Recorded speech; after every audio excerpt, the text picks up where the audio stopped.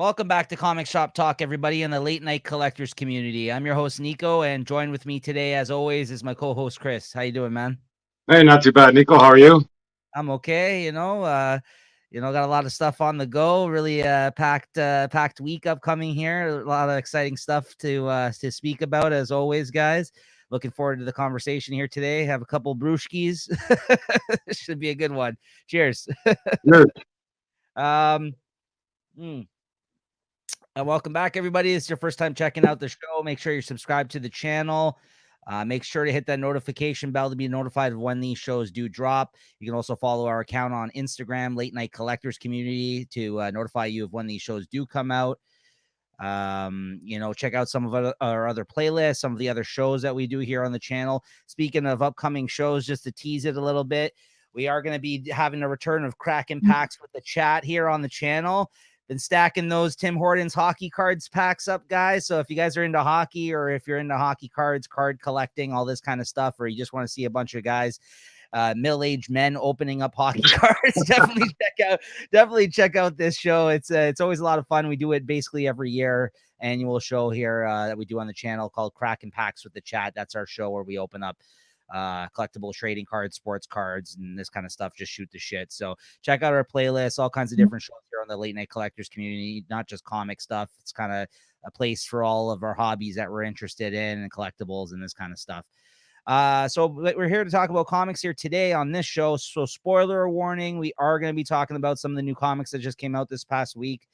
If you haven't read your comics yet, make sure to read them if you're worried about getting spoiled, and then come back and check out the show.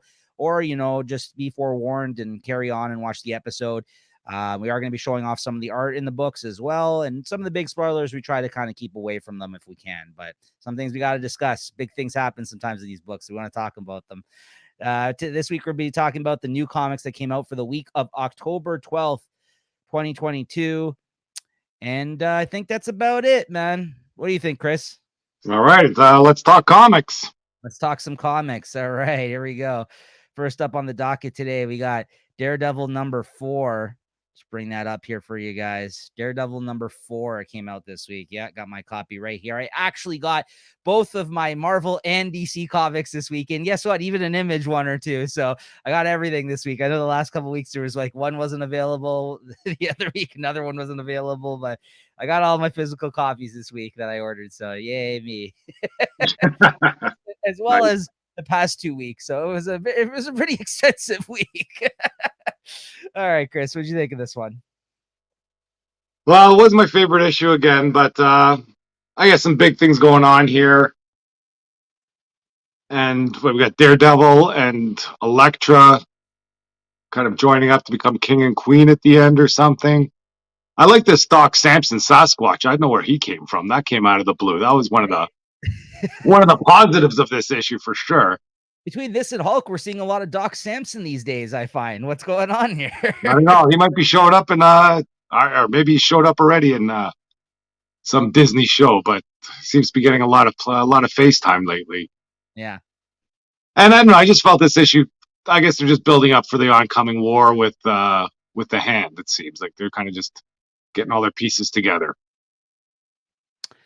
Yeah, I agree with you. This is definitely like it's they're taking their time. It's a slow build right now. After last issue finally paying off a lot of the kind of plot points that are going on right now, like in the story. Like, they hit on a lot of things last issue after a while of not really touching on a lot of it. And now it seems like, again, they're kind of just creating a slow build of story. Well, the biggest development, like you said, is them being king and queen here or whatever of this new, the Fist, this group that they're putting together and training for in the mountains here. I do like the idea that a crew of people that are close to him and that he cares about have now traveled with him to this temple that they're basically just all training in, right? The co-op that we've been following from the other Zdarsky Daredevil run, and Foggy, of course, and he's with Elektra.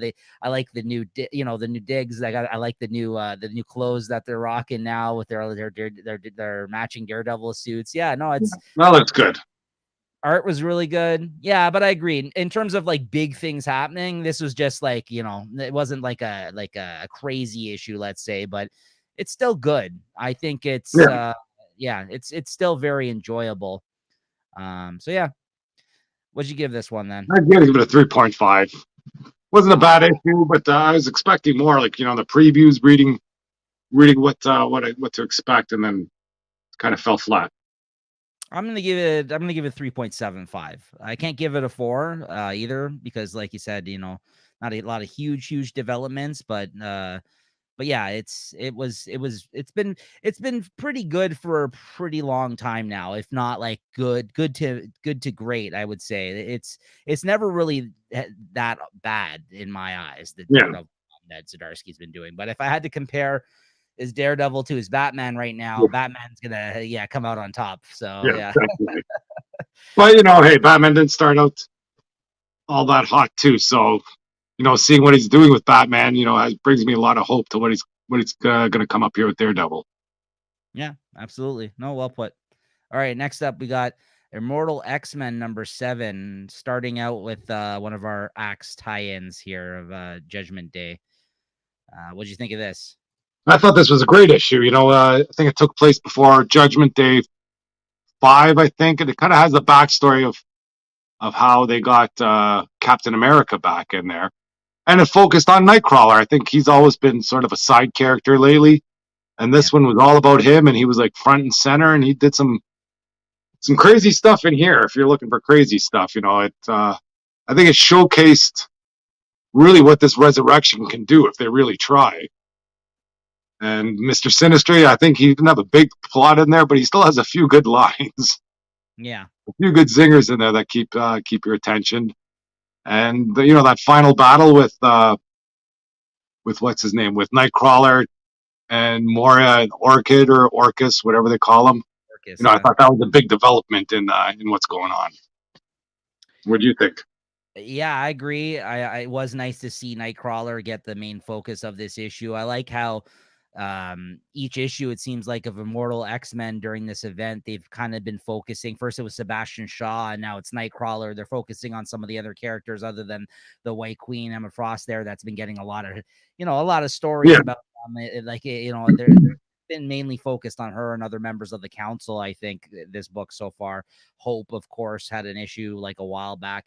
But yeah, I like that they've been focusing on different characters here, and especially Kieran Gillen, who writes this series, was also writing Judgment Day, so he used this issue to really fill in a lot of the blanks and add to the storyline. Like it went further into like the scene with him, Captain America, where he kind of teleported him around during that before he got blasted during the Judgment Day issue, and the resurrection protocol with him and everything. Yeah, like you said. Yeah. So I think it was a really, again, another really good tie-in issue to Judgment Day. I don't know. I mean, we're going to get into it in a moment here, or at least I am, but these fucking one-shot issues, man, were a huge disappointment. I don't know how they said that they were important. Kieran Gillen, again, also orchestrated those ones. He's also the writer of those one-shot issues, and yet we're getting the prime stuff in these tie-ins in the main series. Like that is yeah, what's going on. Like honestly, I think the best tie-in things have been in to Judgment Day have been the stuff that's been in the main ongoing series, not those one-shots. Like it's yeah. kind of crazy. Like I'm happy for it. I mean, this is another solid tie-in.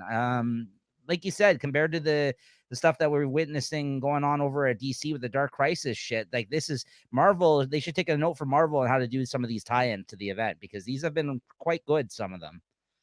Yeah, I haven't bought any of these Judgment Day tie-ins, or I bought few of them.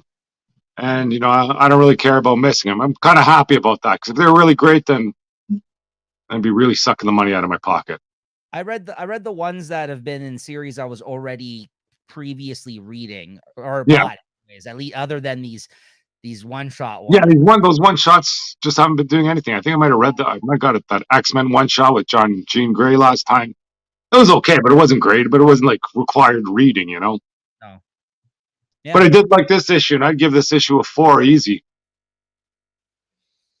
I'm going to stick with a 3.75 on this one, but yeah, it was a good issue. I will agree. And again, I think it's a really good tie-in issue to Judgment Day. Like if you guys didn't end up picking this one up and you did read Judgment Day, I would say pick this up over any of those one shots that Kieran Gillen wrote. Yeah. Absolutely. Absolutely. All right, next up we got Captain Marvel number 42, Chris. Captain Marvel 42, another Judgment Day tie-in. And it wasn't quite what I expected here. She's just been judged before, so by the I don't know, by the Council of Magic, I guess, and she was found worthy, and they judged her here again.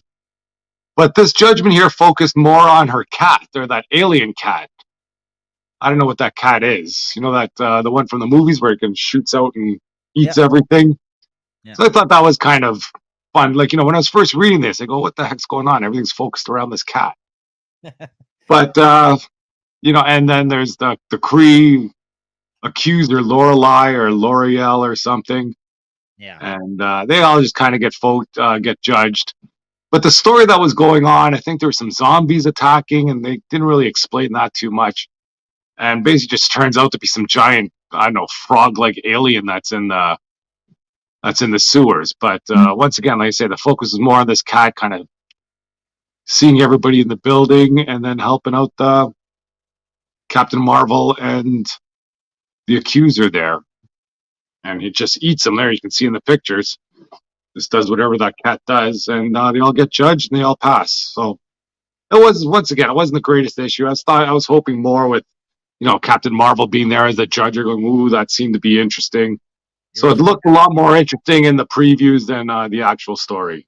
Yeah, you got the original Captain Marvel there, man. Yeah. And that's it. It wasn't anything spectacular, but still a good read. I'd give it 3.5. Cool. And yeah, this is funny enough. I just noticed this because I read the other one digitally, the last issue of Fantastic Four. This is the only one of this run I didn't end up reading for whatever reason. I'm like, nope, I'm not reading this last one. I'm going to read the next issue when it relaunches. Yeah, I don't know. You didn't miss much. So yeah, Fantastic Four 48, guys. So here, yeah, it's another Judgment Day tie-in. This was like a 2-issue tie-in where I guess the Baxter building gets locked down, and I don't know, there's some Midas Foundation or something that's trying to steal Reed Richards' brain, and he goes into the think tank to try and come up with a plan to beat the Celestial.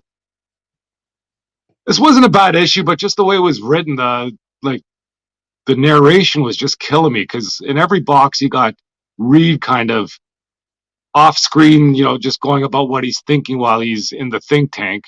And then you still have all the action going on, and they're thinking about what's going on. So there was a lot of unnecessary narration, really. And it was all kind of hokey stuff too. Reed's going, oh, it's all been in front of me, sue this, sue that. And, I guess, I don't know if it's a spoiler, but in the end, he came up with the idea that, the true test was, should he spend his last day trying to figure out how to save the world, or spend his last day with his family enjoying it. And then, he pops out of the think tank and everybody's happy, or the judgment or the celestial god gives him the pass. And then there's kind of all these other hokey stories with Torch and Ben Grimm, because they're both kind of locked out of the house, and how they're all important, how they all work as a family, and they're all great because of it. Blah, blah, blah. Maybe it was a good ending to this run here. It gets a chance to talk about family and Fantastic Four and how important they are. And I guess since it's the last issue of the series too, that could be something. Did the progenitor here in the art, did he give them a collective thumbs up, all of them? I guess at the end, yeah, because they're standing together as a family. I believe that's what I got out of it. Wow, Reed got the thumbs up, eh? I'm surprised about that. It's kind of surprising that Reed gets it. I get it; they're the first family and everything. They got the going for them. But if anybody, I thought a lot more people would be getting the thumbs down, really. But that's what I was hoping for. But I guess it's not coming to pass that way. Yeah. And I give it a 3.5. That narration was just killing me while I was reading it. I almost stopped reading what Reed was saying just to get into the story, because the story wasn't too bad. Yeah. With that Midas Foundation, and the villain there was, she had some crazy backstory that Sue was trying to, kind of talk her out of. But anyways, that's it for Fantastic Four, and I guess you pick up the new series. Yeah, I'm gonna try. I'm gonna see how it is. I'm picking up number 1 for sure, and we'll see how it goes from there. Exactly. Could be part of the purge.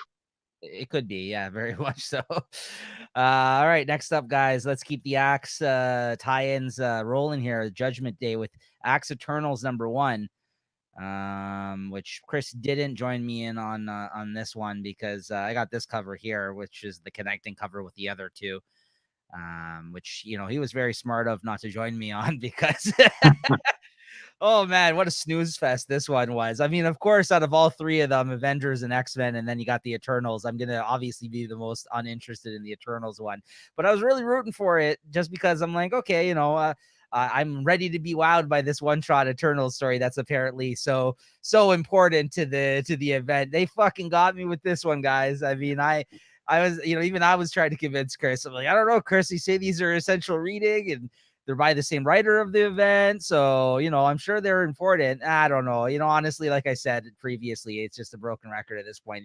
These one shots, if I had to say, I would maybe the Gene one was the best. And then I would say the Iron Man one. And this is probably my least favorite out of the bunch, but they're all not. If you want to read good tie-ins, read the Amazing Spider-Man, read the Immortal X-Men one, read the Avengers issue with Hawkeye. Those were good tie-ins, I think, of people getting judged. And I mean, this is about Ajax and some other Eternal characters, and their kind of relation to all this stuff because they worship the Eternals worshipped the Celestials, and then as a and the progenitor as a result and everything else. So it kind of does strengthen, I guess, the explanation of their relation to one another, their experience with these people outside of this event, probably leading into the event. It's just like, I feel like if you weren't reading Eternals prior to this event, which Kieran Gillen is also the writer of, and if you're not interested in the Eternals, then this is not going to be that great of a read personally. I don't think it was bad. The art was fine. The story was fine. I just was not very interested in this. And I felt like it didn't add too much for me. So yeah, but if you were reading Eternals, this is probably something that you'd be interested in, or if you're interested in these characters. So I would give this, I don't know, I give it a 3. I do think it was the weakest out of all three of the one shots, not essential reading.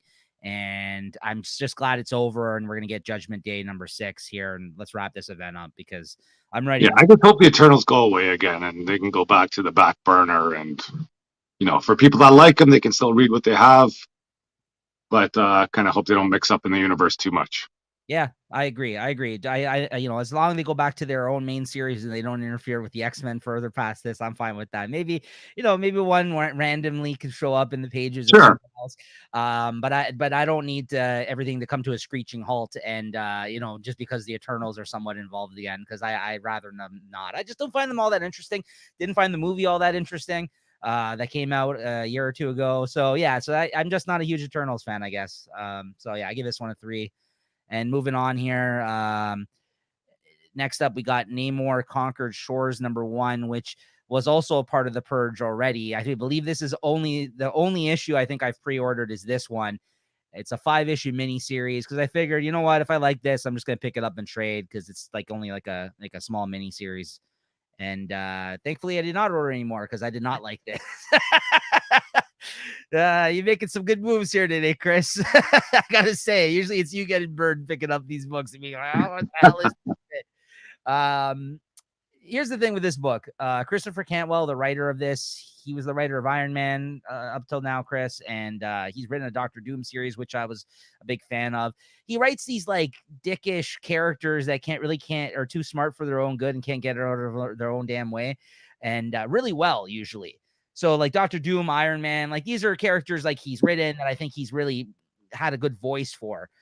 And then I'm like, okay, yeah, Namor, I guess, could fit into that category. Maybe this will be good. This first issue is not a good representation of whether or not he's going to be good at writing this character. I felt this was kind of like the same old, same old. This is in the future where the world is basically, a lot of it's underwater, and Namor, it's the same old story we've seen a million times, I think, with Namor, where it's like he doesn't really want to get along with the humans. He's not really talking to them anymore. He's no longer ruling under the water anymore. He's no longer a king, I guess, at this point either. And basically in this issue, Captain America, because obviously they're good old friends from like the Invader days, he comes to him and he's trying to get him to basically be the person in between, the go between the people under the ocean and the people on Earth that kind of help them out. So he kind of serves that role, I guess, a little bit in this. And then there's also some moments where he kind of gets disrespected and gets beat up in this. And by the end of it, you seen, I think, Toro, like the other Human Torch that was in the Invaders with him and Captain America as well, kind of shoot off into the sky. But I just feel like I've read better versions of Namor and other things, and I've read better Namor series than this. And so this being, an introductory issue to the miniseries didn't serve it that well, because I've like I said, I've read better versions of this character. I think that this was a very disappointing start, and I'm not going to be reading further past this. Like, I'm not going to check it out online. I'm not going to pick up the trade. If this was any, if this was any indication of what's to come, I'm good. So I'm gonna, and the art was just okay. I didn't love the art either. I'm gonna give this also a 3. So there you go. What can I say?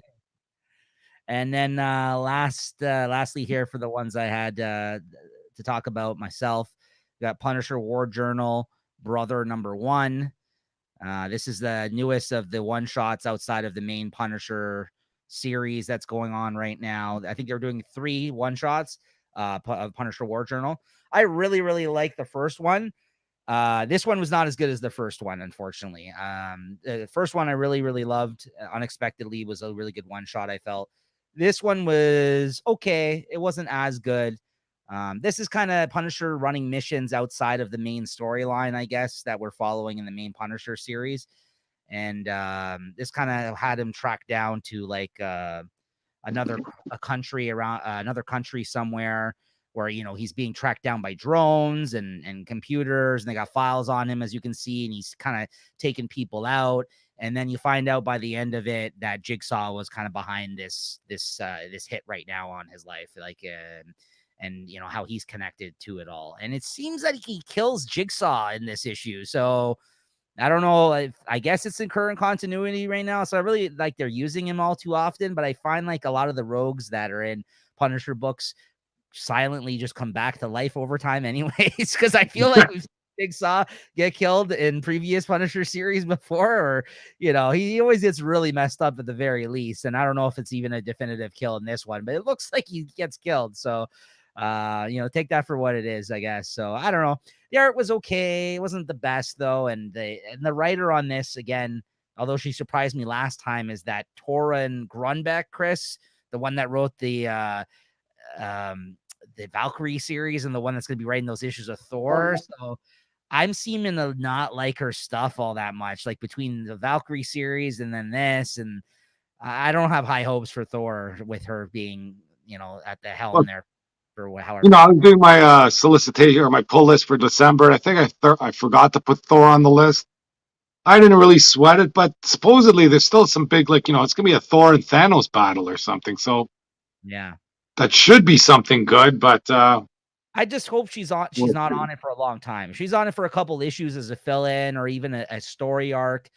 Maybe pass on that arc and then come back to it. I just, if the things I've been reading by her have been any indication lately of what she, like, how good of a writer she is, I just haven't been digging most of the stuff I've been reading of hers. Right. So, we'll see how that goes. But this, I gave it 3.25. It wasn't bad. Again, I wouldn't say it's essential reading to the Punisher series. Unless you want more Punisher in your life, you can pass on this one too. But there's one more one shot coming out in January. And I'm sure I'll pick that up as well, because I do love the Punisher. I feel like anything that comes out Punisher at this point, just because I do want more Punisher, I'll probably pick up. But the last one was good. So here's hoping the third one that comes out, the third and final one is good as well. So, all right.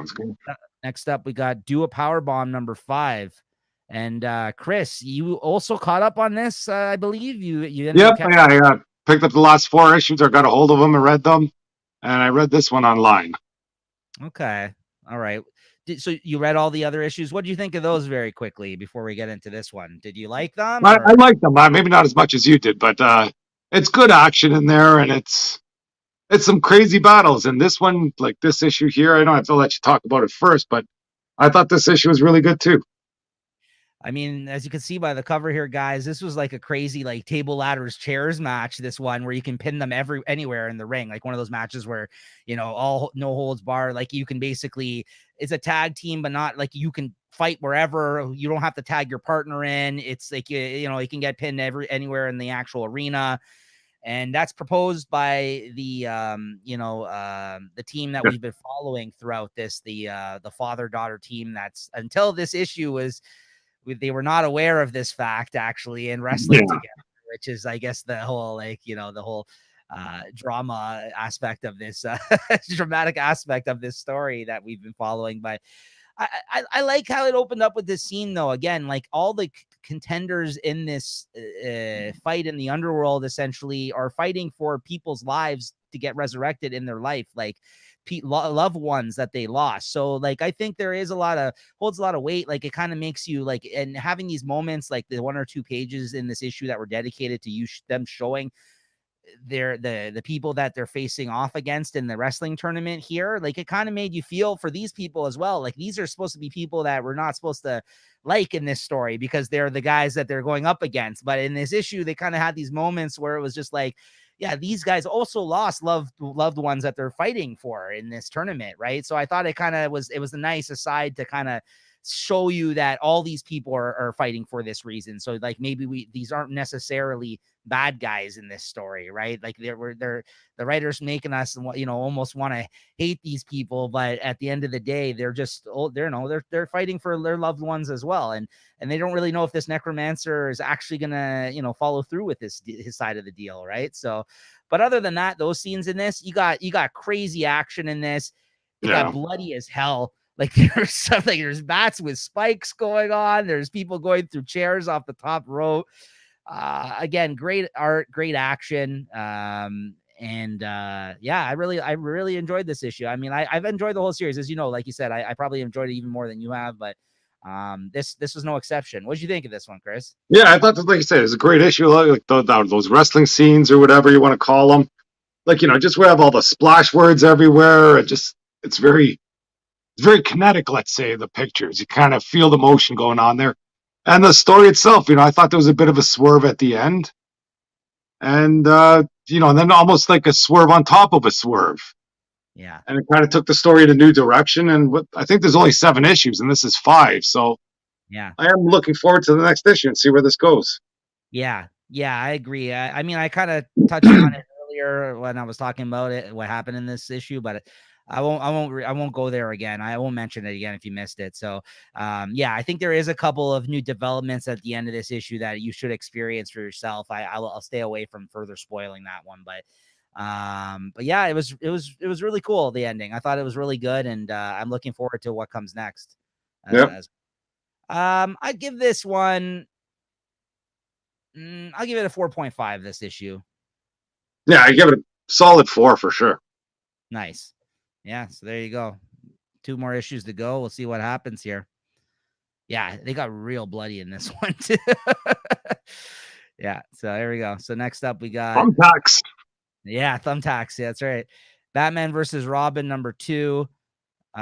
Chris, I know you didn't end up reading the first issue, but I think, did you also end up? Well, yeah, I did end up reading the first one afterwards, I think, and I read this one too. Sort of the previews or just kind of buzz about the series has got me interested in it.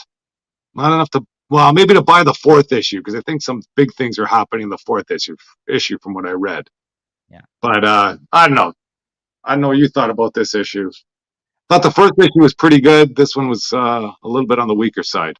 I would agree with you, but I think it actually got better as it went because I felt the first half of this issue, I definitely was really excited to read this when I ended up starting to read this issue because like the way that last issue left off, it was unexpectedly much better than I thought it was going to be as well. Like it was really good. And then this one was just okay, I felt, for the first half, but then by the second half of the book, I thought it really picked back up. And again, by the end of it, I was really interested to see what happened next. So, I think that it helps. I recently read the new Robin trade that came out, which has this whole Lazarus tournament stuff that they're referencing in this. So I kind of now for the first time had read that stuff, and I kind of knew who these characters were, and the mother of the demon and everything else, this woman who's the mother of Ra's al Ghul, that's basically now in this event. And again, as this issue went on, you got to see more of like, you've seen Cain and Abel from the House of Secrets, House of Mystery. You've seen like the witches from the Witching Hour, old comics from back in the day. Like they're really tying in a lot of the DC supernatural characters into this, which I love. And by the end of it, they're just spouting off names about other ones that might show up. Deadman, Phantom Stranger, like, because like Batman's kind of going through the list with Alfred of what other magic people could he tap into that can basically, help him out. Yeah, exactly. So, he's got the whole Batman family now working for him, it seems like, by the end of this. So like Damian Wayne, he's got all the Robins essentially now helping the rest of the Bat family, helping Damian, and he's kind of controlling them all, Devil Neza or whatever his name is there. So he that whole part of it, I think is still the weaker part of the storyline, but I like the whole Batman and Alfred versus the supernatural people are going through all the supernatural side of the DCU throughout this issue. So I really I ended up enjoying it not as much as the first issue, but I still ended up really enjoying it by the end. The art's fantastic. It's only going to be a 5-issue miniseries, so I'm in for the duration. I may have some reservations about Alfred there. Yeah, he looked like he might be scheming near the end. Yeah, I think the Devil Neza has got he's got a hold on him as well. We didn't know of up till now, right? So, I mean, regardless, I think the resurrection is legit. He obviously was smart enough, it seems like, to have Alfred in his corner to kind of take advantage of him, right? Because he's the one person he would trust. You know what I mean? Like out of everybody, like coming back from the dead, but yeah, so this was cool too. This was a nice callback because Damian Wayne, they had a issue of Batman like years ago when they first reintroduced him, and they had a future scene where they showed him rocking this bat suit. So the fact that they got him in the bat suit again here, which is something we haven't seen in some time, was a cool little callback, I felt like, in this issue. So he's tying in a lot of stuff between Batman and Superman, the new Robin series. Yep. Like Mark Waid is doing his homework in terms of like, if you're reading all those things, I think this is gonna be very enjoyable, because I think he's doing a good job of tying everything in within the Batman universe stuff and the DC universe stuff. Yeah, he knows his stuff. So, well, I think issue 4 of this series might be a jumping off point for a sort of a new arc in, let's say, DC. Okay. With that, with the Lazarus volcano there or something. That's what I've read, at least. Or, in the New York Comic Con, they had some teasers about that. Yeah. Okay. Well, yeah, I'm in. I mean, I'm in for it. I've been enjoying this series. What'd you give this one then? I'll give it a 3.75. I didn't like all that haunted house baloney. I'll give it a 4. I think I give the first issue a little, maybe higher than that, 4.25 maybe or something. Yeah, this was slightly less enjoyable than the first issue, but I think as a whole, it's been very good so far. So much better than I think I had any expectations. I just kind of got sucked into it because I'm like, oh, Mark Waid, he's writing this Batman Superman, so I'll read this. I'm sure it's going to tie in somehow, and I think it's been pretty good. It's been tying in much more than just that series, so I think it's really interesting. All right, next up we got All Out Avengers #2, Chris. Well, basically, I just bought this one because of the cover. Boom, right there. You got Dr. Doom, Captain America's shield, and holding Thor's hammer. And, if you're going to switch to the first page there, boom, it hits you right away with that. And, these are just sort of jumping off stories where you don't need much history, and they sort of wrap themselves up in the end. I think I mentioned when I read the first one, these just seem like good storylines for cartoon episodes, because you got all the big action and sort of none of the background stuff to tie things together. And basically, this episode, I guess Dr. Doom has been hit by used a soul splitter stone, one of the reality stones or something, and he's been split into 2. So I guess they call him a Dark Doom here, and Victor Von Doom there. So I guess he's more of the goodness in him. And the Dark Doom, I guess once he gets rid of his weaknesses. He seems to be a pretty strong opponent, but once again, they kind of pull a fast one on him, and they use that stone to kind of merge Doc Doom back into one person again, and harmony is restored, I guess. But it's fun. But I don't think I'll be buying any more of these. That's for sure. Well, unless there's some kind of fun stuff going on in there that interests me. I mean, I almost read it looking at the art on this one because it did look like a fun one and done Doom story, right? So I mean, Yeah, but it's I like the art. I know you're not a big fan of Mr. Land there, but it's not super spectacular. But it's still, you got some good splash pages, let's say. Mm-hmm. Some good iconic scenes that don't really have much behind them. That's about it. Right. I give it a 3.5. 3.5. All right. And next up, we have Venom 11. My apologies, guys. I forgot to put the art together here for this one.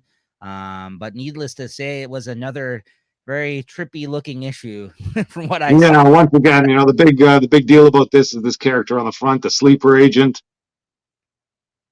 And I think in this issue, Dylan Brock, Dylan's the son. He's been sort of dead or dying, and Venom has basically taken care of his consciousness in the Venom costume. So now the Venom costume is kind of running around with no body inside, but it's holding the consciousness of Dylan Brock, and Dylan Brock's body's in a hospital where they're trying to, I don't know, heal him or something. And then he has that cat that goes around with him too. I don't know what that cat was. It's one of the symbiote cats. Yes. And Cat was talking about, in dire consequences, I've left a piece of me on somebody that can help us at, in our dire needs. And that was the sleeper agent. So there was like a piece of a symbiote was on somebody, and what they kind of needed, they activated him, and then this sleeper agent Venom comes out. I don't know why he's got all these tubes sticking out of him. I don't know how that fits into the equation. But a lot of this issue too was just sort of inside of Dylan's consciousness as he's trying to, I don't know, free himself or from his coma. I don't know what he is, but he's in like Clintonar, and I don't know, he's in some crazy dream dimension, and there's a big cage at the top, and he's trying to find his way there. And then there's some like gatekeeper inside there, and the gatekeeper turns out to be Venom, and for him to reach whatever goal he's trying to reach, he has to beat Venom. So the next issue is going to be sort of a Venom versus Venom issue.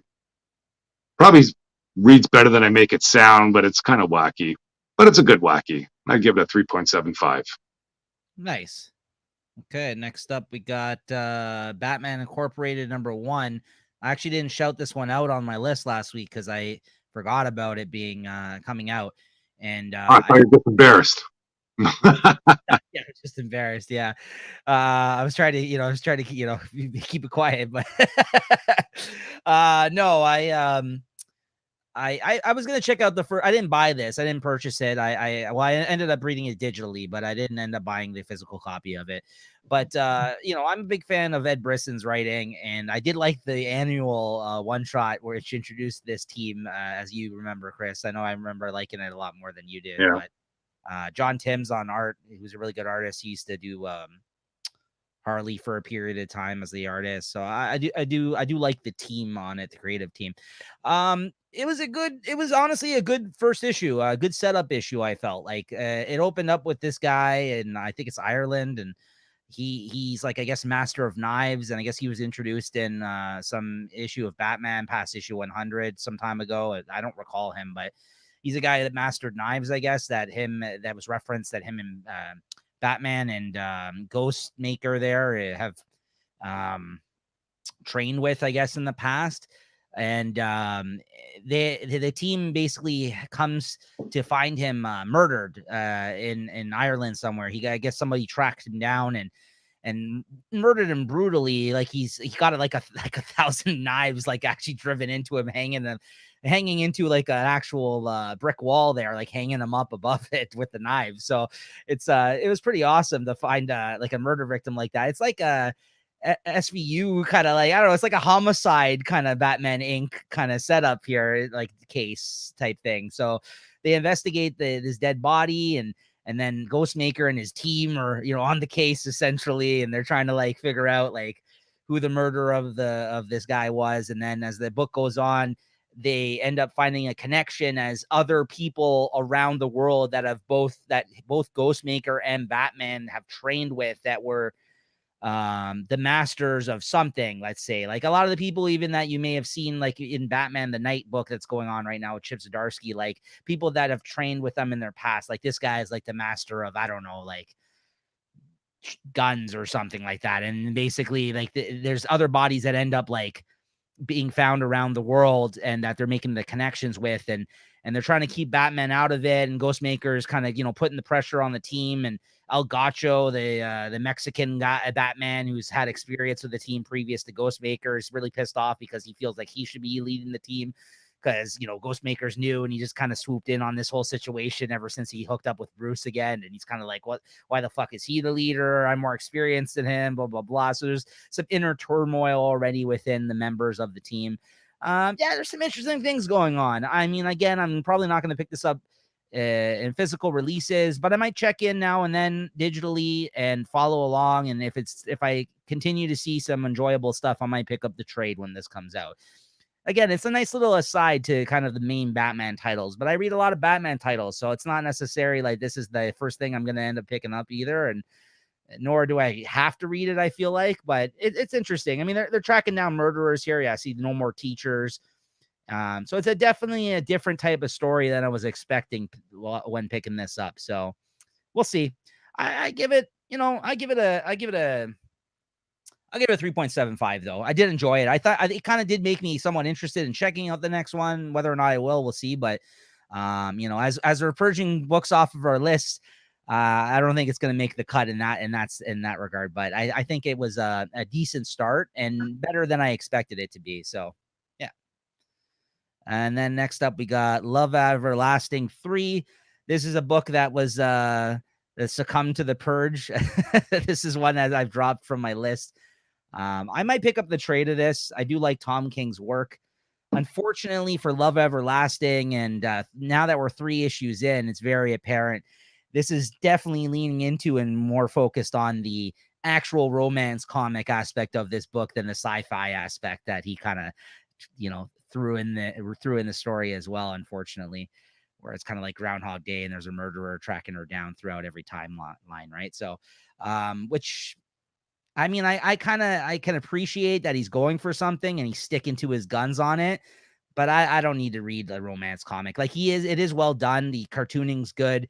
I think that the writing's well done. I think that each kind of new story that he introduces to us in each issue is good. It's just like, you know, as much as I can appreciate the fact that he is actually writing a straight up romance comic in today's market, which isn't something that exists like it did in like the 50s.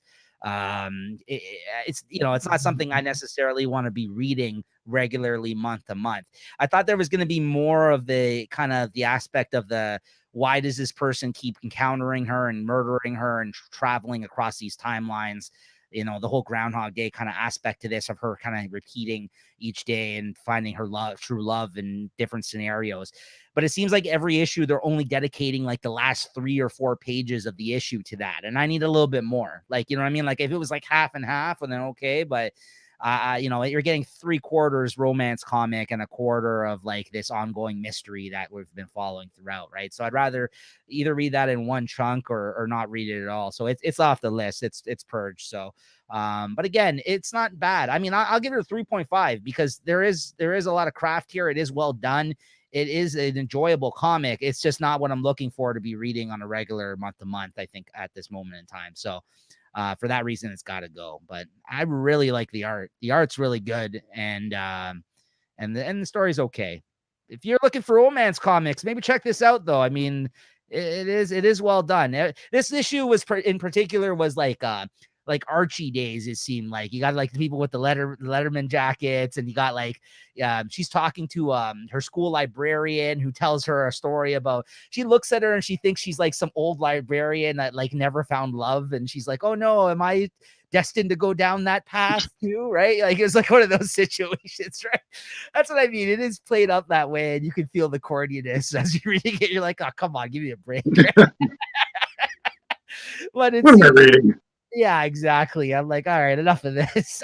Unfortunately, I think I still have one more issue pre-ordered if I'm not mistaken, because I just kind of blindly pre-order anything Tom King does because I like him as a writer, right? I think he's usually got interesting ideas, and I pretty much have liked almost everything he's put out, right? But this one is definitely one I think I can pass on for now. All right, next up we got Jurassic League number 6, the finale. The finale of Woohoo, Jurassic. finally. Yeah. What'd you think of this? Finally, it's over. I was expecting more from this. Well, I don't know what I was expecting from this Jurassic League, but this wasn't it. Like, No. I was expecting maybe some comedy or, some satire or something. But, just everybody freaking talking kind of with just stick words. Or maybe there's some satire that was going on that I just didn't realize or was above my head. It's nice seeing him freaking. I thought it was funny when they kind of eat people, or when Darkseid there was just chomping on people. That was kind of something different. But otherwise, yeah, it's over. I'm glad. None of these characters really spoke to me, let's say. And, like I say, the beginning was fun that, I seeing all these different dinosaur versions, but this didn't need to be 6 issues. This could have been, at least, when Marvel did it, they did it for like 1/3 of one issue, not stretching out for 6 issues and make me pay whatever, $30 for this altogether. So I'm glad it's over. I'd give this issue a 3.5. I give this series like a 3. I don't think, well, who knows? They have a little spoiler at the end where, you see his hand come out of the ground, somebody's hand, whose it is, I don't know, but hopefully it's a long break in between this and the next round, if there is a next round. I read this too. I did end up finishing the series. I also would give this a 3.5. I actually, for I just am upset because it took them this long to get to some of these moments. Like this last sequence of him coming Superman and punching him to the sun and punching him right into the earth. And like you said, like the rising of his hand or whatever the hell, like this whole sequence at the end, plus the whole scene with the Batman, Tyrannosaurus Rex having the people help him out and throw like a bunch of stakes. Like he was kind of the protector of the people, but they all kind of came together. And I'm like, why did we have to wait 6 issues? Yeah, like that could have been issue 5 or something. Each one of them could have their, their big story or the big coming of age story in one of the issues, and in the end they all come together to fight them. But everything just happens in the last page, and like basically the last pages of this issue.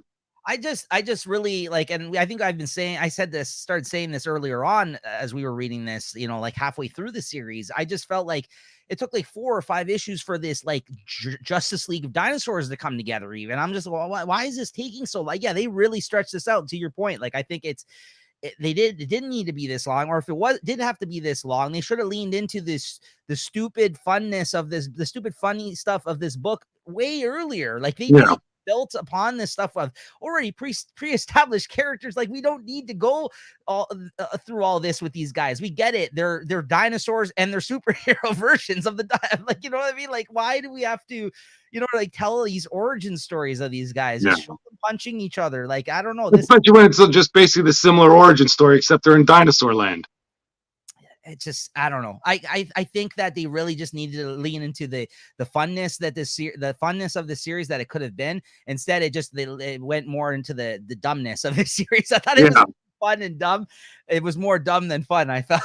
So, I mean, unfortunately for me, I don't know if they took it too seriously or what. I think that they should have picked a lane and kind of stuck to it. And instead they seem to be trying to do it all in this. And they end up doing nothing. Yeah, exactly. I was just like, give us a 4-issue series of these guys fighting each other and just show us. Yeah, you can make it super crazy or something, but no, this is not what I'm looking for. Yeah, agreed. I'm glad it's over. Purge, done, finished. Done. And if there is another one, I think I'm out. Whatever. Maybe I'll read that online. All right, next up we got our last book of the night here, Amazing Spider-Man 11. Really cool cover, Hobgoblin.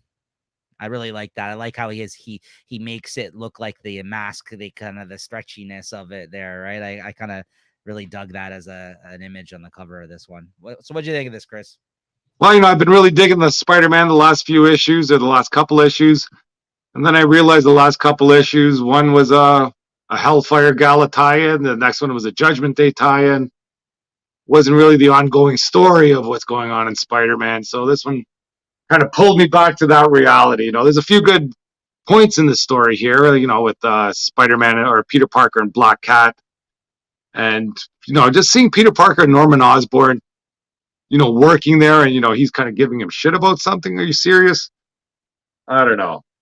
But even like this, the talking between Parker and Black Cat, I don't even see why she would like. I can see why she likes Spider-Man and why she hates Peter Parker.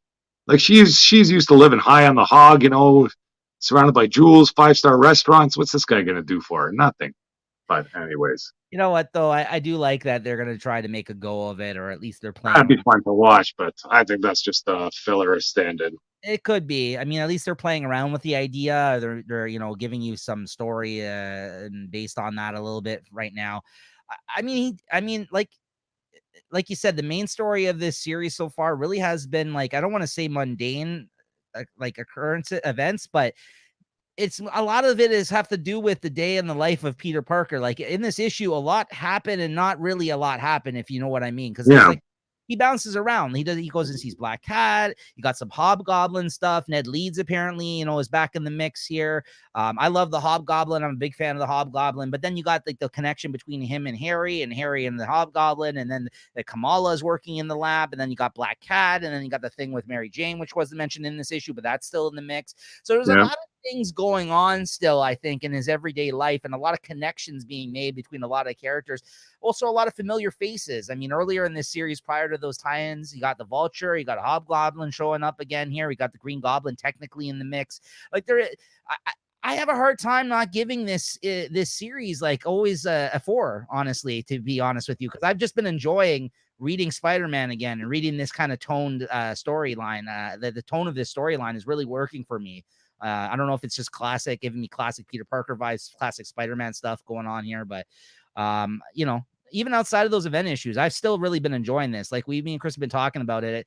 This is one of our favorite books, I think, both of us right now. So like it's still even an issue where like this one where I don't think it was like I'm not give it a 5 or anything like that. I still yeah. was, Yeah, I still think it's good. I like what they're doing with Norman Osborn. Is he a bad guy? Is he a good guy? Like they kind of try and they kind of have to have him acting very evil, let's say. But then when he has that meeting with the old Hobgoblin, he's like, "Yeah, just take this. I want to move on." And Ned Leeds says, "Oh, look at this! I got all this dirt on Norman Osborn, but he still seems to be standing tall as a reformed person." And everybody's just waiting for him to break, and maybe he won't break, and that's the swerve. But we'll see. Yeah, so I mean, I jumped ahead. I did give this a 4. Even though I don't think it's like, honestly, if I wasn't enjoying this series as much as I have been, I probably maybe would give it a little less this issue because like nothing again too big happened in this one, but I just enjoy reading it. It's hard for me not to give it any less than a 4 right now at the moment. So I'm gonna stick to a 4 on this one. Yeah, I do like what's going on, but I'll give it a 3.75. Still want more. Come on, give me the good stuff. But yeah, let's continue talking about Spider-Man a little bit. And Chris actually recently told me some recent reads. Chris, you were catching up on some I guess some Spider-Man stuff that happened years past. The Amazing Spider-Man Renew Your Vows main Yeah, series. I just kind of picked that up online. I saw the first issue. It's kind of just looking through some Spider-Man stuff. Oh, we'll see what this Renew Your Vows stuff. Try and get some Mary Jane, Peter Parker time on to read, and whoa, that stuff blew my mind. That I think the first miniseries, 5 or 6 issues of Renew Your Vows with Regent, I think, and like this must be on a different world or whatever, a different timeline. It spun out of Secret Wars at the time. It spun out of Okay. it was a Secret Wars, I think, miniseries tie-in at the time, if I'm not mistaken, which was like a reimagining of them with Mayday Did you Park. read all this stuff too already, or back I, when it came out, or? I read the mini series. I didn't read the ongoing series because you also told me you read like 8 issues of the ongoing series that preceded it, right? Yeah. Yeah, I didn't read any Did of he that. kill Venom in this one, in this series, or is that in the ongoing? Might be in the ongoing. I don't recall that. I think Regent was Because I thought in the beginning when the Avengers go out to fight that Regent character and Spider-Man's got to take off, I thought it was because Venom was at his house or something. maybe. But anyway, It's been a long time since I read it, so maybe I can't recall that. I remember the Regent character, but I don't remember anything about Venom. But yeah, maybe you're right. Yeah, but just this whole Peter Parker vibe, I love from there. He was sort of he wasn't so happy go lucky. Let's say, he had something on the line. He's got family, he's got kids, and when shit hit the fan, he took care of business. He wasn't going to kind of mess around and joke around with people. Right. Like, I think that one point where Venom did, I guess threaten Mary Jane and I guess his daughter, and is it Annie Mae? Yeah. And he just leaves Venom in a house to burn. And you can kind of see, like, where before in the days past, even the Venom would come out and say, "Hey, you can't let me die." He goes, "You mess with my family, boom, you die." And I think there's another scene where one of the other issues where he's fighting, I think, the Rhino. The Rhino had some information about some information he needed regarding the disappearance of his daughter. And he kind of goes to the evil lair hangout, and he just starts, okay, I need information. Nobody's talking. He just starts freaking laying out everybody in there. And then they kind of, okay, yeah, for the Rhino's in there, and he just pounds the crap out of Rhino. And I thought it was great seeing Peter Parker kind of, be a more of a no nonsense character, when stuff's on the line. Yeah, he's got a lot more to lose when he's actually got a family involved, right? Yeah, and then the side stuff there with Mary Jane getting the powers, I thought that was fun, and I even like seeing the little, his little daughter there, their family stuff going on, and she's trying to test their powers out, or even in the first one where he's got to hide her powers from Regent, so nobody knows what's going on. I thought everything was going on while I was reading that. Like I'm reading online. I didn't expect to read all these comics, but after each issue, something big would be coming on. I got to see this. Oh, Venom's coming back. They take over Mary Jane. I've got to read this. And I think I read in the ongoing series the first maybe 8 to 10 issues. They're drawn by Ryan Stegman, so I thought that was great. He did rights too, I think, in those. Yeah, he did some writing a few of those. And I think the first 10 issues were where I guess his daughter was still like, a 10-year-old or something. And then they jump forward 8 years, or maybe she's 8 years old, and they jump forward to where his daughter would be, I guess, a teenager. And I didn't follow through on that. Maybe I'll try and read some more of those. But I love that. That's where Peter Parker should be right now. Not freaking every, whatever, 10, 15 years, they freaking knock him back another 10, 15 years. I think the series went on like over 20 issues, did it not? Yeah, I think it was like the 23 or maybe 28. Yeah. So he went on for some time. Yeah. It was a great world that he was in there, and I loved it. So you'd recommend it, right? Yeah, that's cool. Oh yeah, great read if you like Peter Parker, if you like Spider-Man, if you're not a big fan of that No More One More Day business, just kind of see what his life would have been like. Also, the cool thing about that is, again, it is an alternate kind of like, take world on the character as well. That's like, I guess, out of continuity. And when this storyline started right now, that's been building with her having the kid and everything else. I had mentioned to you earlier when we first got that set up in the series, but maybe you didn't have the reference for it at the time. But I said, I wonder if this is that timeline, because like there was like a whole aspect of some sort of like machine or something, or something blowing up there. That's I thought for a second we were following him in that world, possibly at the start of this series. Now I don't feel that way at all. Like, but if in this ongoing series, if her whatever new boyfriend, husband, whatever it is, if he turns out to be some villain trying to kind of use her to whatever attack Peter Parker or Spider-Man, that is just freaking hokey business too. And I'm not, I'm looking forward to see what that resolution is, but it better be good. That's all I got to say. Yeah. And then, I also, because you had mentioned you had read something recently, I kind of want to touch on some of my recent reads. Take the opportunity, given it was a smaller week here, to touch on some things I recently read too.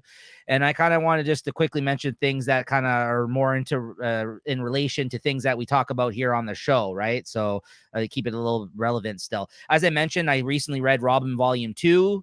This is the Lazarus tournament stuff. This is the conclusion of it. And if you guys liked Batman versus Robin, this introduces that Mother Lazarus character, or whatever her name is, as well as, I know you read some of this too, didn't you, Chris? Yeah, I read a few issues of it. Yeah, I liked this. I like this. This is good. This is, I'm interested to see where it goes from here. I quite like this. I also read the first trade of She-Hulk. I know I've read a couple issues here and there with you, but I haven't been picking this up in issues. I pre-ordered the trade. This was solid. This is really good, guys. Especially the last episode at the time of this recording right now just came out of She-Hulk for She-Hulk's show today. That is what a last episode of this show too, man. This show is very good. Also highly recommended, guys. I know we don't talk about a lot about the movies and shows over here on this thing. Maybe we'll have to do a special sometime if we watch some of this stuff to kind of talk about it here on the show, because they've been putting out some good television lately, Marvel, and this She-Hulk show is probably one of my favorites. Honestly, they did a really good job of the breaking the fourth wall, like the old school She-Hulk, Sean Byrne kind of run type stuff, where she's referencing us like as an audience watching the show and this kind of stuff. But well done, not in like a hokey fucking way where it's like happening every other second or something like that. And some big developments, big things dropped at the end of this episode for things that I'm sure are going to happen in the future Marvel storylines. There's going to be a lot of happy fans out there. I know I am. So yeah, a big reveal, which I won't get into here. And lastly, I did mention this, I think last episode, I picked up and read the first two hardcovers of the Joker series. I think there's one more hardcover to come out, the third one. And I know me and Chris talked about reading some of the issues here on the show, but I ended up dropping the series. I know, Chris, you ended up finishing the series in issues, right? Along the way there. And this is really good. This is also really good. So I kind of wanted to bring it up again because I've just read all these things this past week or two. And I wanted to mention any of these I think are really good. Some good Batman stuff out there that's not, even though it's, tangentially it's Batman, like it is Batman adjacent, let's say. The Joker series is mostly a Gordon story, and I think it's really interesting, really well done. And and like I said, if you like what you saw Batman versus Robin, check out the Robin series and She-Hulk. Just a nice little lighter read and really great characterization, I think, of Jennifer Walters in that one. So yeah, all good stuff. And next up we got here in the news. Last week was New York Comic Con, so I figured we go over some of the New York Comic Con announcements here for you guys. A few of them. I know Marvel kind of briefly touched on some events going throughout the summer. Chris, I'm sure you heard about some of these already. Yep. So yeah, let's see what we got here. I think they start out with the Dark Web, which is coming up in December. Blade's daughter's got a book coming up. I don't really care about that. Bloodline Daughter of Blade. Then we got the symbiote event. Summer of Symbiotes. Yeah. I don't know about that. We'll see. It's going to be spinning out of the events of Venom. Summer of Symbiotes event. Yeah, I'm spinning out of the events of Venom, what you're reading, Carnage. Ram V, I guess, is involved in a lot of this, Al Ewing. And the 2023 Red Goblin series, which I don't think either of us are checking out, right? So, I mean. Well, no, there's the Red Goblin, there's the Gold Goblin. That's what I was thinking. Gold Goblin, yeah. Okay. And then there's this Red Goblin, but we'll see. Yeah, this one I'm not as interested in this event. If it goes into the Spider-Man book, I'll be forced to read it. If it stays between all the symbiote books, I'm out on this probably. Yeah. I'm not interested in this kind of thing. This seems like a major cash grab to me, honestly. That's what I'm figuring. The Guardians of the Galaxy broke up. I don't know. Good deal. I don't know. I don't know what's going on there. Oh, it looks like, I guess they're relaunching it, essentially. That's what they're talking about there. Okay. Hickman's series, his new series in 2023, they're continuing to tease it, but there was an image shown of Doctor Strange in different types of clothing here. Oh, is that Doctor Strange? I thought these were all new characters. It looks like Doctor Strange I think, because we do know that Doctor Strange is coming back. It is confirmed. He's coming back. Did you catch up on Strange? Yeah, I think so. So this last issue, I feel like it's been a while. It's been like a month or two since it came out. So the last issue of Strange, it turns out he was the guy behind the mask of that. Yeah, he's the Harvester. He's like the Death Supreme or whatever. Death Sorcerer Supreme. And if I'm not mistaken, he's got like a white tuft of hair in his head now, like kind of like what these images look like, if I'm not mistaken. Yeah, I don't know. this is what, like, I mean, that's what it says here too. It says it appears to be Doctor Strange in various cloaks. I don't know. So if he is writing a Doctor Strange series, man, I'm gonna fucking lose my shit though. I love Doctor Strange. I love Hickman. He wrote an awesome Doctor Strange in the when he was writing New Avengers. As part of in that book, he was part of the Illuminati, which I guess most recently was featured in the films as well. If he's going to be writing a Doctor Strange book, I hope that's what he's doing, because I'm here for that 100%. If Hickman's writing a Doctor Strange book, I mean, regardless of what it is, I'll probably be checking it out. I'm a huge Hickman fan, but I'm hoping that's what it is. But who knows? It hasn't officially been announced yet. But this might be a multiversal Doctor Strange story. I don't know. I don't know what to think by this image. Anyways, it's 2023. Then we got the new Sinister event. This I'm in for somewhat. I'm in for some of this. Yeah. I like Sinister a lot. And this is Sins of Sinister, books that are spinning out of, I guess they're going to, again, retitle some of the ongoing series right now. It looks like X-Men Ren's about to end, Chris. So, I mean, we were right to jump off that. It sounds like I'm not so interested in the new incarnation of that, but it looks like Immortal X-Men is going to turn into Immoral X-Men, also written by the same writer, Kieran Gillen. Okay, that's not bad. And then X-Men Red and Legion of X are going to end. I think Legion of X is going to become Nightcrawlers. Yeah. That's kind of interesting, because I know he was a character in that book. And then we got Storm and the Brotherhood of Mutants is going to be what X-Men Red's going to turn into, which I'm not as interested in. I think I'm going to stick with Immoral X-Men and maybe read some of the tie-in stuff to this event online. Yeah. Yeah, pretty much the same. I'll read what I got, unless they come up with some, some really, good good covers. But I am interested in this Sinister story, though. It actually doesn't say it on the specific article I've pulled up here, but I believe it's also the end of X or something like that's coming up. The fall of X in the fall. Yes, that's right. That's another one. I guess I'm in there for richer, for poorer. Yeah, the fall of X is coming, and I'm just looking up on the phone here right now because I believe there was one other thing that was mentioned. I think there's a Captain America event going on too. Yeah, I think so. Yeah, I was just looking it up right now here. I remember it was Fall of X, and then there was something else too. I recall them saying that there was another event thing here. There's a Rogue and Gambit mini series, I think main series that's going to be coming out, on ongoing series, Rogue and Gambit, by Stephanie Phillips. I think she's the one that wrote the recent Exterminators book you picked up. I don't know if I'm going to check that out, but that's it. That's, I know that those characters have a lot of fans, so good for the people that want to check out that book. I think that might be good. And, yeah, and then there was a lot of DC Superman family stuff going on, it seems like. Like they kind of said Son of Kal-El is going to end, but then they're going to relaunch it under a new name with the same Tom Taylor, I guess, writing it as well. Yeah, like was it like The Adventures of Superboy or something? I don't know. Or The Adventures of Superman. I don't know. I'll still kind of read Action Comics and, wherever that goes. Yeah, I'm just looking at it here. Sorry about all the ads, guys, here, but yeah, there's Superman's new family-centric era will begin with Action Comics 1051, followed by Superman in February and John Kent in March. So yeah, it looks like after they do the crossover between all the Superman family books here, they're gonna relaunch them under new titles and new direction.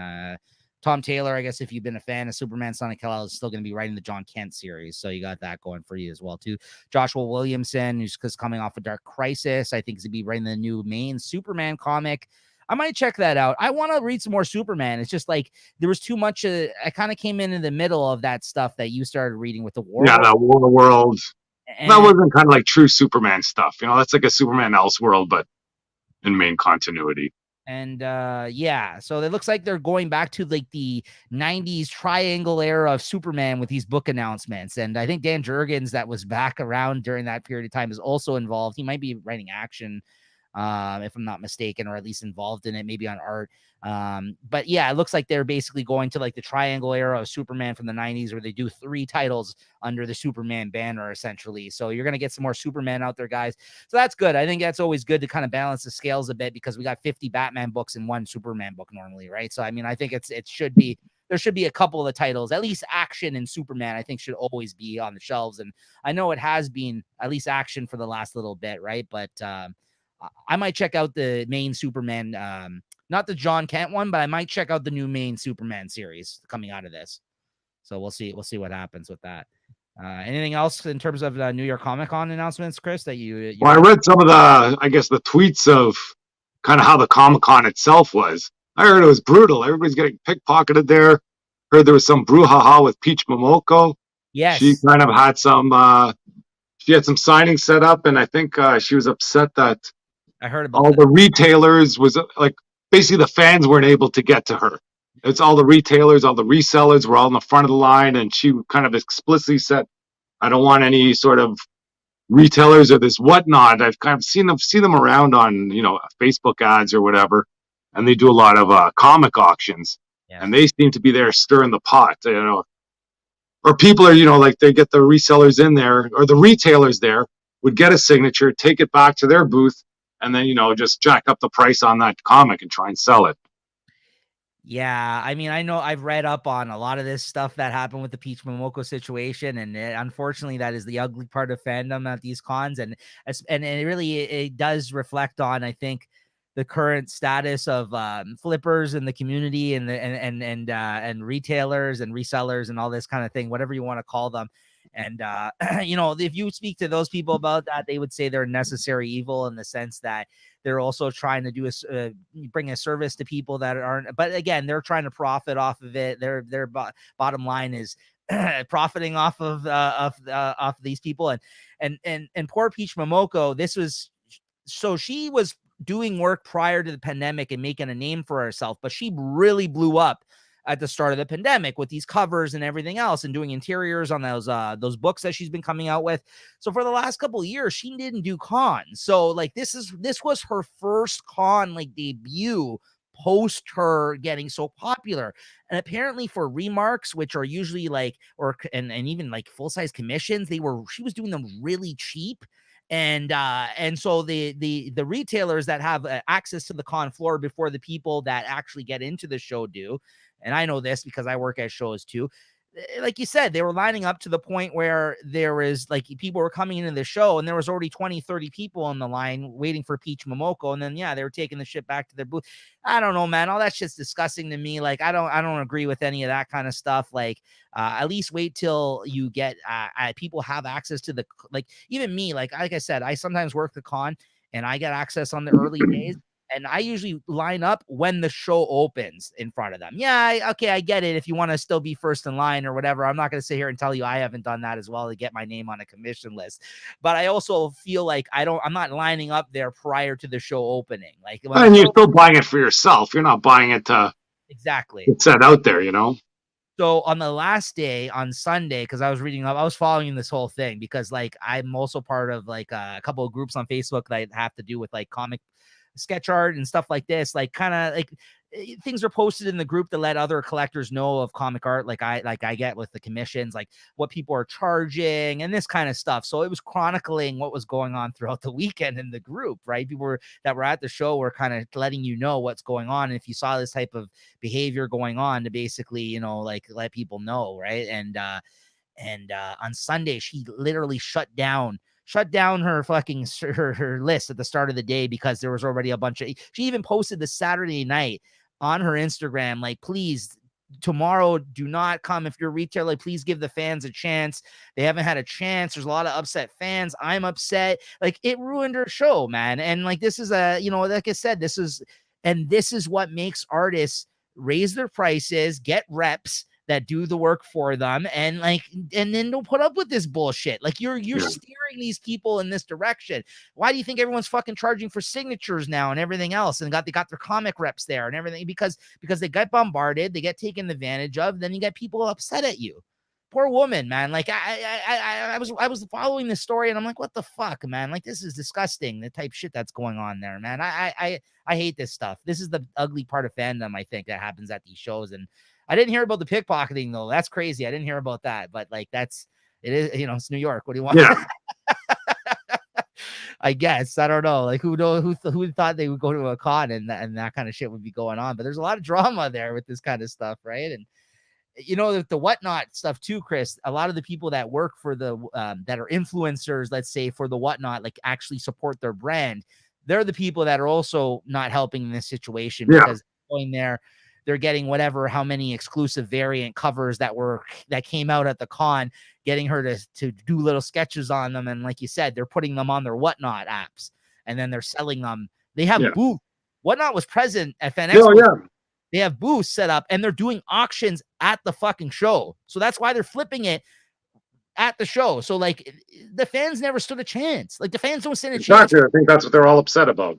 Yeah, I don't think it's the fans. Like if you're losing out to not getting in line fast enough or losing it out to another fan or losing out to like a huge line or like the demand was too high or everything else, then whatever. I mean, them's the breaks. It happens, right? Like I've been burned like that. I think anybody who's been to a con has been burned like that. But when you're getting priced out because of the retailers getting in the line, like 30 of them, and then basically trying to turn around and give it to you for like 3 times. Yeah, no, fuck that, man. It's sorry, you hit a nerve with that one for me. I have a lot to say on that Beach Momoko business because I hate that stuff, man. And to see that but it's good because it's actually putting the spotlight on it a little bit and people are talking about it now. Like before, it seemed like this stuff was going under the radar. Now there's a lot of people now, like retailers and fans alike, that are kind of getting on these people's cases. And like Sunday morning, they got kicked out of the line. These people, like they weren't allowed to like. And some cons, they actually